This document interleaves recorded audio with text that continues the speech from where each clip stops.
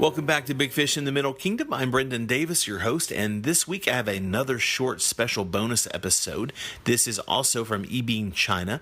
I am still on the road for this TV documentary that I've been directing, and this week, though, I have a very quick one with a handful of the crew who worked with me, who are folks from all over the world who have some reference point to Beijing, and I had a wonderful time working with these folks. A lot of them are people who I know or have worked with previously, and a few are people who are newer to me. But it was a lot of fun, and I'm excited to share links to the documentary once it is actually out and online. That should be sometime later this fall. But I want to give you a few quick notes. First of all is we will have a regular, in-depth, normal interview episode next week. So next Wednesday, look for a regular episode of Big Fish. Also, I'm going to be doing an appearance at a live event that I will have more information for you about on next Wednesday. And that is pretty cool because it is someone who has brought together a bunch of the podcasters who are very busy and have different perspectives doing shows based out of Beijing or actually throughout China. And we'll be on a panel and talking about what that's like, what we've learned, and a whole lot of other things. So without further ado, because it's late and I've got to get up early again, I hope you enjoy this shorty. Thanks a lot, and I'll see you next week.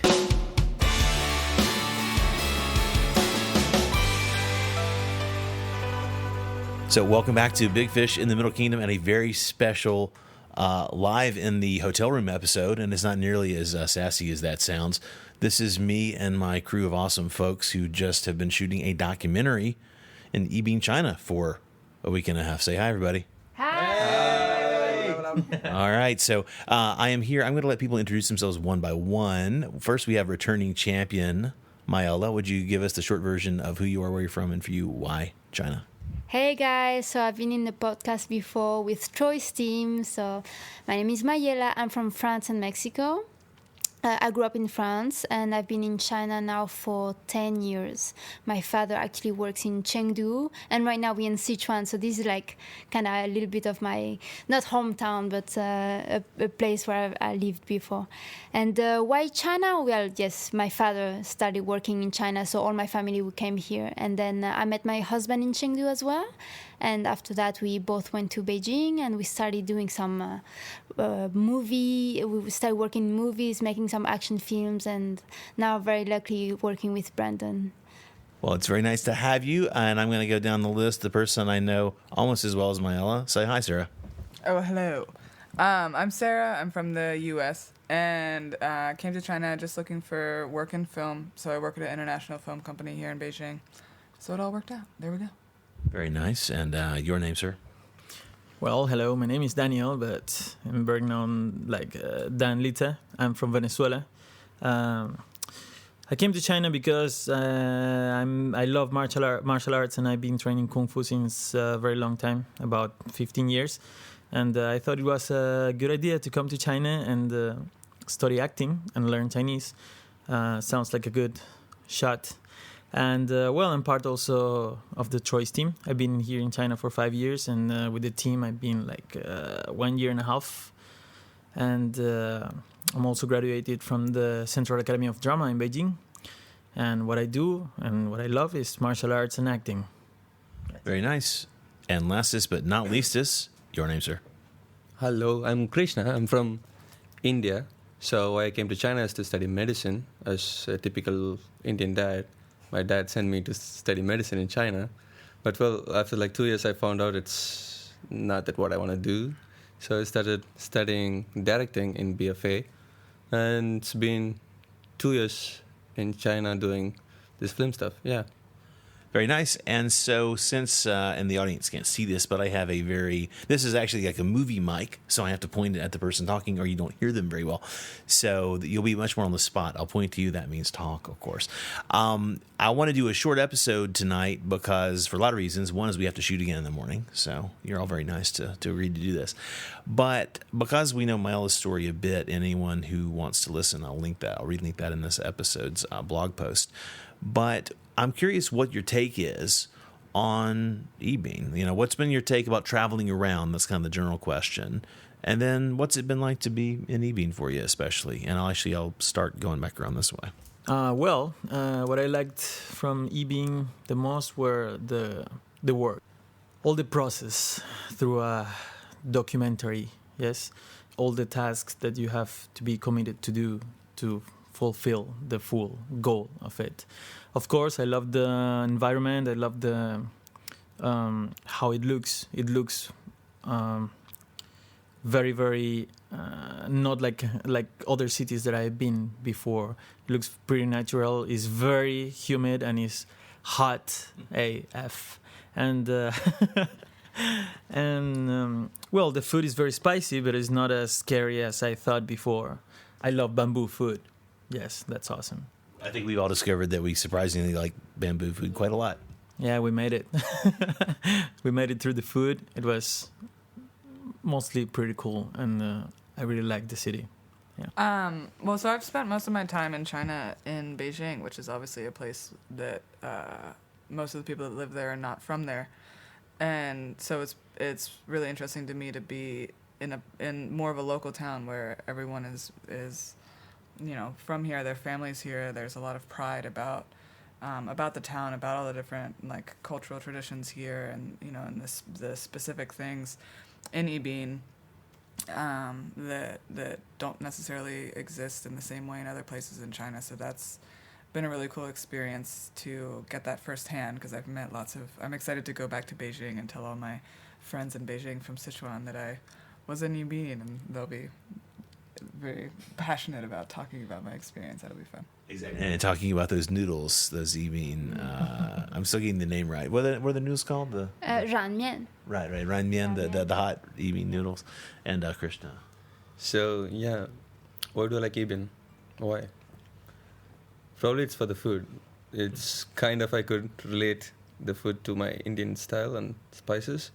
And probably I never had this kind of food in Beijing, which I was suffering for 2 years. I mean, you can look at me, I'm like so skinny. So, I mean, there's no photo on this, so sorry guys. And what else? And also the city, it's not as Beijing, it's not loud, it's super calm, it's super settled, it's more of a natural stuff. But yeah, it's humid as you said the same word, right? Oh, sorry. Humid. Yeah, humid as whatever it is. I can put an E on this podcast, but your mom might listen too, so it's up to you what you want to say. It's okay. My mom doesn't understand English, so it's cool. It's cool. Then you can let it rip, man. Yeah, I mean, you and I learned English after coming to China, so it's fine. You can. Oh, that's right. I forgot that. Yeah. So yeah, how have you been? I like what Sarah said. Living in Beijing, sometimes we forget that we think that everywhere in China is like Beijing, but it's like when you come out here, it's like really different, and the people are actually very nice. They take the time to talk to you, and they're like very welcoming. I like the city because it's also like very natural. The food is good, and I like how there is like around the city there is these two hills, and on top of them there is like a black pagoda and a white pagoda, and you have a super nice view of the city. So I like that. And the city is famous as well because there is three rivers merging in the center of it. And we went to see one of the nights. We went there to see like a fountain show and talking a little bit about the history of the place. It was nice. And of all of us, you are by far the most fluent in Chinese. So you've also doubled as our sort of, the guys do pretty well, but I'm kind of lost. So you've doubled as our unofficial translator and interpreter quite a lot. What's been your take on just, this kind of a mundane thing, but it's kind of funny, on the local accent? Have you had troubles understanding people or vice versa? Well, like I said, I lived in Chengdu before. Oh, that's right. Right. So I'm used to the accent, but I can't speak it. But I'm actually surprised because after being in China for that long, I can understand much more now. Even though there is a big accent, but I can actually understand what they're saying. Before I couldn't at all when I was living in Chengdu before. Nice. Well, the question I want to ask everybody else, and again, we won't have this one be too long tonight, but I'm wondering what is maybe your most standout location or memory or place that you visited, something that you'll go back and you'll tell your friends, oh, hey, we saw this thing and it was super cool. And I'm trying to think for my own sake, because it's been so.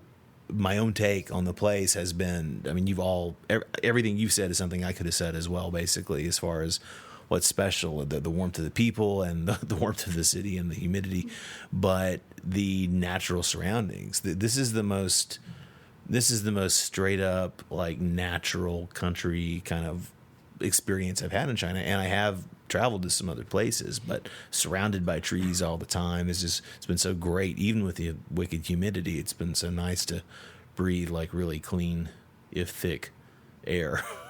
But those views, and Krishna's been operating the drone camera, so you've been poking up there hundreds of meters in the sky and looking around, and I've been blown away by how this place looks from above.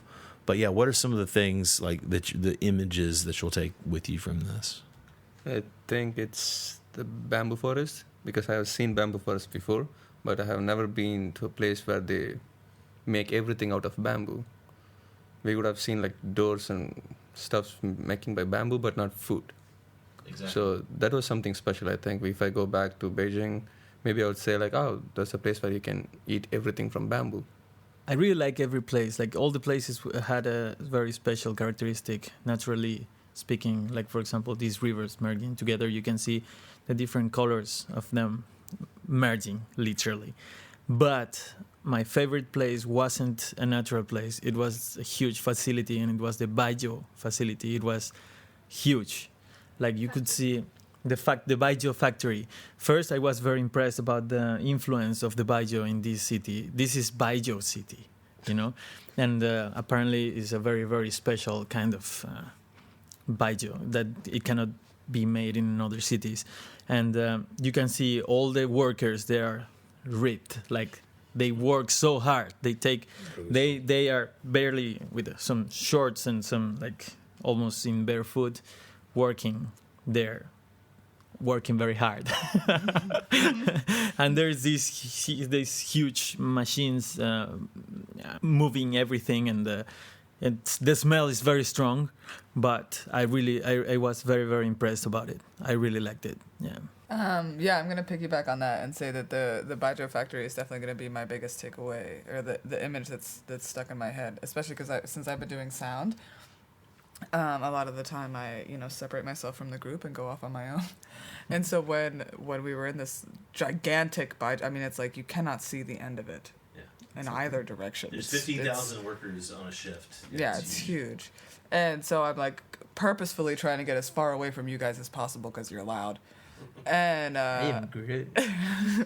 and so I'm walking off. And I mean, picture just like you're in this like giant, massive industrial complex warehouse thing where there's just literally 15,000 shirtless men with no shoes on shoveling like grain and just ripped and just working, so sweating everywhere. And then this random girl with this weird looking microphone, this white chick is just walking through this factory, and it was like a movie because every single person I walked by, I'm going by aisles and aisles and aisles and aisles, everyone just stops and turns and stares like, what? I mean, I look so lost. Like completely unrelated to the scenery. I mean, like for them, obviously, just based on their reactions, it was such a strange occurrence to have me there. And I'm sure you guys were receiving some of the same kind of attention. But I think especially like this single woman walking through with this weird looking microphone, I'll just like that image is seared in my brain. Yeah, it's funny because we've all experienced this where when we've been out in the country, a lot of times, like with the kids today, it's like they just don't see foreigners. So, I mean, we, to them, we're like from another planet or something. It's really fun to see how excited they are to see people who are so different. No, this wasn't excitement. This was straight confusion. They were like, what is this alien? And are we all going to be okay? Like, it was more fear. There was fear involved. Nice. My position here on this job is I'm the DP, and I was a lot behind the camera. And I usually, with our team, we film a lot of like action stuff and in the city stuff. So for me, and I was also very focused on doing my job. So I wasn't really like, sometimes I was not enjoying the environment too much. But what I remember is like this, actually all the natural places. Because these have been missing, like the bamboo forest. Filming the bamboo forest for me was super beautiful. And anything with trees and, the nature basically. The temples, I mean, they're very nice, but it's like they at the end they almost look all the same. So after that, but yeah, I like the bamboo forest a lot. Yeah, filming that was very nice for me. Very cool. And so last question before I let everybody go back to their rooms and do their own thing. What are you most looking forward to doing when you get back to Beijing? What does this make you appreciate about Beijing now?